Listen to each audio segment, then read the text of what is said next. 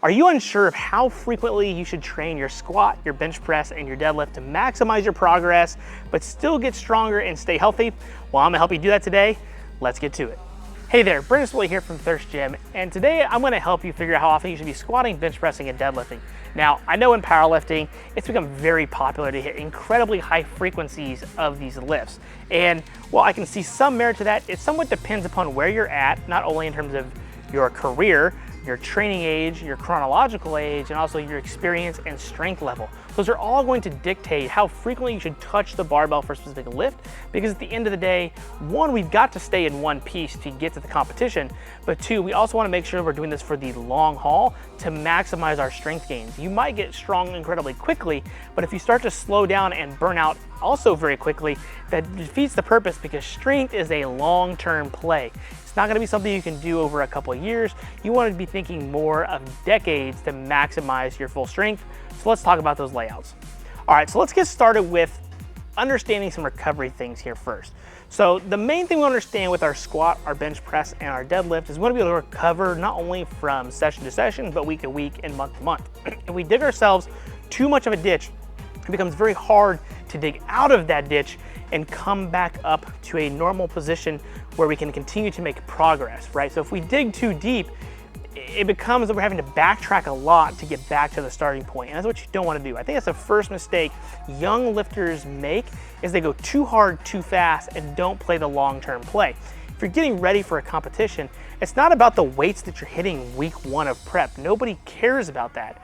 What matters is what you're putting on the platform on week 12 or 13, depending on how you do your numbers of your training weeks. That's what ultimately matters. So obviously you want those numbers to trend in the right direction, but where you start is only a mere indicator of what can happen, because it could just be a bad week or the first couple of weeks as you adapt to the way you have your training model set up. Now, I will say that ideally you want to kind of start with the lowest dosage first. You want to start with a minimal effective dose to get you stronger. And for most beginners, that's squatting, bench pressing, and deadlifting one time a week, maybe benching twice a week if you have some experience in bench pressing, or using a similar movement on that second day, like a close grip bench press or an overhead press or an incline press, so that you can still train that musculature because you can handle that frequency a little bit more because it's just your upper body, or primarily upper body, doing the work. But for most people, that's where you want to start, is that one day a week. And you want to milk that. I mean, there are several stupid strong lifters that still only squat, bench press, and deadlift one time a week and still make progress. Now, I do personally think that ideally you should probably squat twice a week, bench twice a week, and deadlift about once a week. However, that's going to be for the average person, okay? So, that's more than likely probably you. You don't want to overshoot yourself or overextend yourself from what you can recover from. Because if we've got two days that we got to squat, and we got a deadlift, and we got 2 days we got a bench press, more than likely that's going to be a lower upper split, which is very favorable. That lets you still bench press twice a week, squat twice a week, and then you have to combine your deadlift in there somewhere, or you can squat and bench press on one day, and then bench and deadlift on another day, and you can figure out how that logistically works for you. I found that tends to be the sweet spot for a majority of athletes to be able to recover from the training, get the stimulus that they need, and make long-term progress. Now, I do know that there are people that like to squat 3 times a week, bench 3 times a week, and deadlift twice a week. I've personally found that the deadlifting twice a week is hard for a lot of people.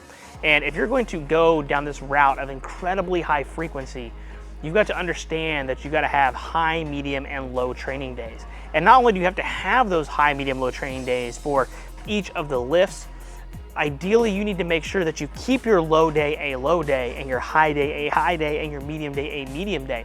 And what I mean by that is that if you've got a RPE 6 of an exercise at, just say, 3 sets of 5, you need to stay to that 3 sets of 5 of RP 6, because if you go to RP 7, RP 8, you push it, you overshoot, intentionally or unintentionally, that starts to now bleed into a medium or a heavy day.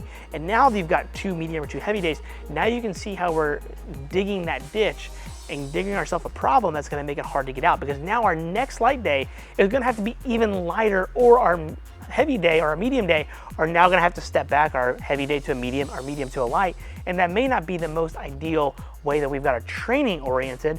And especially if you're getting ready for a meet, that may not be the way that you're wanting your training to drift or trend in that direction. So And then you guys start talking about combining certain movements with certain things, but depending upon what you're doing, you may want similar movements to take some of those grunts and have your bigger, your main compound movements, your competition movements, your squat, your bench press, and deadlift, to take more of your medium and your high base days, and your low base days to be more accessory or supplemental exercises for your squat, bench press, and deadlift. So an example of that might be, your main movements can still be your squat, your bench press, and your deadlift. The SBD days are obviously becoming incredibly popular, especially towards the weekends. I think if you're gonna do those need to be your low volume days, your quality touch days that you're hitting doubles, triples, singles, only that for anywhere from 2 to 4 sets, depending on how you have it laid out. And then that way you can control the amount of volume and you can gauge how things are feeling. This is almost like a feeler day. It's not so much about how much can you do, it's how are the weights feeling today? How are they trending? How am I technically making progress? Then the other days, you can still have some of those other days to where you're still touching things, but you might use some different barbells. You might use a safety bar, you might use a Swiss bar, you might use a floor press, you might use an incline or a close grip or a Larson or a Spotto or a pod squat. You can use variations of those so that you're still touching the barbell and you're still getting quality lifts.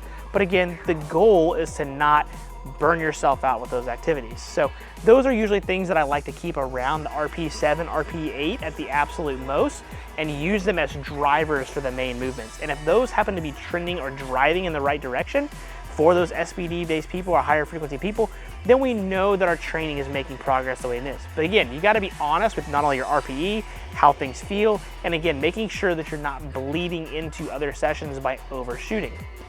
Then when it comes to taking your big quality lifts in terms of your higher RPEs or your high stem days, you just wanna make sure that you're listening to your body, you're leaving the reps in reserve that you need to, you're following the RPE, and that you're staying technically sound.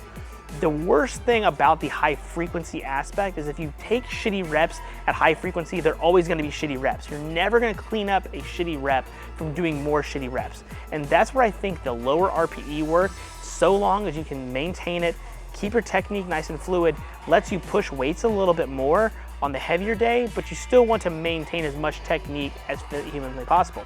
The nice thing about the specialty bars though, is that yes, you still want to use great technique, but it's not your competition movement. So we expect your safety bar to pitch you forward a little bit. We expect you to kind of grind through the middle aspect of like a Swiss bar press or an incline press. That's going to happen. You're probably going to see a little more elbow flare to try to finish the exercise. Again, not ideal, but it's not a movement you're going to compete in. As long as you're not having that issue when you go on a platform with your competition movements, I don't see as much of an issue with it. Now, deadlift is the unique exercise in that we can't touch it as frequently because it's a little bit harder to recover from. It's the one exercise that does not have an eccentric aspect or lowering portion of it first, and so therefore it becomes more systematically demanding to get that barbell off the ground. So the big thing I like to do here is make sure that on my SBD day, again, that's more of a touch-based day. I'm not gonna push that heavy. My other day is gonna be the day that I prefer to program people to train it heavier, and we may even use variations throughout training blocks to focus on certain sticking points and areas that they need to address, because we know the technical work is coming on the back end of the week of that SBD day. So by being able to attack weaknesses, picking accessory work, picking the appropriate supplemental work, we can again focus our efforts on the deadlift, where we need to be, and work on the technical aspect in the back end and make sure that the recovery aspect is going to balance out at the end of the week. You can then progress everything over the course of your training block or blocks. Again, you can fluctuate stuff. Some people, again, prefer to fluctuate their volume and intensity in their weeks throughout the week. Again, I'm talking about more of a high, medium, low method within a week, but obviously you can do that throughout the training cycle as well. You can have a high volume, low, and then medium volume and a deload week. Those are all obviously total different options of the undulating model within a training block. But the big thing I want you to take away here is that training frequency of the main lifts is going to depend upon what you can recover from and that you can make progress from. If you find out that you're training your lifts super high frequency and you're not making progress, chances are you might need less frequency, right? You need less touches. You need to be able to recover from the workload that you're giving because you're not recovering. And then you get to your lighter people like myself or lighter females that can recover from higher volumes of training, and therefore you can give them more frequency and they will respond well. The last thing I'll take you to mind here is that the stronger you are, the less frequency you likely need, okay? You're gonna have a harder time recovering from all the training loads. If you're squatting 800 pounds, you're benching 500, and you're deadlifting 700, you know, that's a 2,000 pound total raw. So you obviously are going to need to recover differently than somebody that's only lifting half of the amount of those weights in their training session, because there's just not as much systematic fatigue. And I know some people might say, oh, well, if you're in shape and you do GPP or you've built up to that, you should be able to handle it.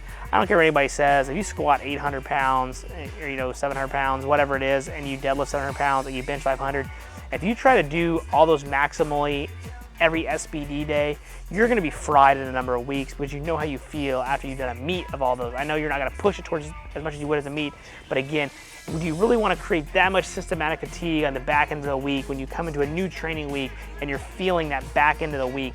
Probably not. You know, that's where the lower frequency is probably gonna work better, is for those stronger or bigger individuals. Now, before we go, I am going to make sure I touch on this too, is that obviously supplementation or PEDs will obviously play a factor in this. However, I don't think they're as much of a role as people give credit to.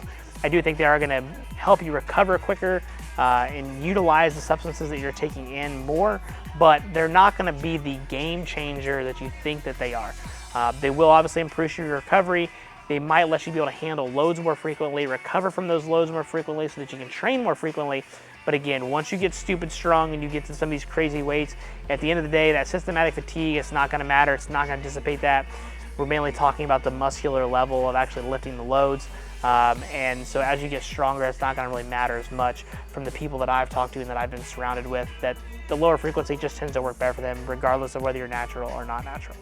I was gonna wrap up today's video on talking about training frequency for powerlifting.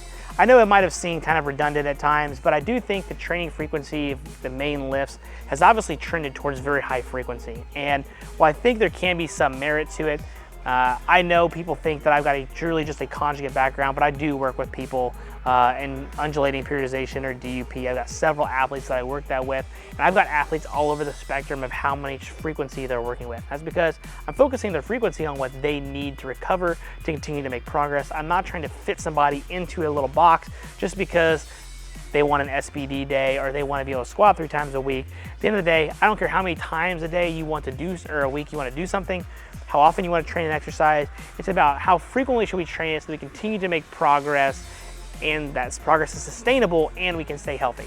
And I think many people overlook that aspect of, hey, I want to be able to get as strong as possible, as fast as possible. But usually the faster you get strong, the faster you're gonna burn out. Take the slow approach, chip away at things over time. You're gonna get stronger if your training is methodically laid out. It's been proven across numerous people that how you train does matter, but it doesn't matter, because everybody gets stronger doing different stuff. And we know there's not just a one simple fix-all answer of how to train, because if there was, everybody would be doing it and I wouldn't have to make this video. So if you happen to take one thing away today, I really appreciate if you smash that like button. Leave me a comment, let me know if something helped you. If you ran into any of these issues, I'd love to hear about them. But again, thanks for checking in, and I'll see you at the next video.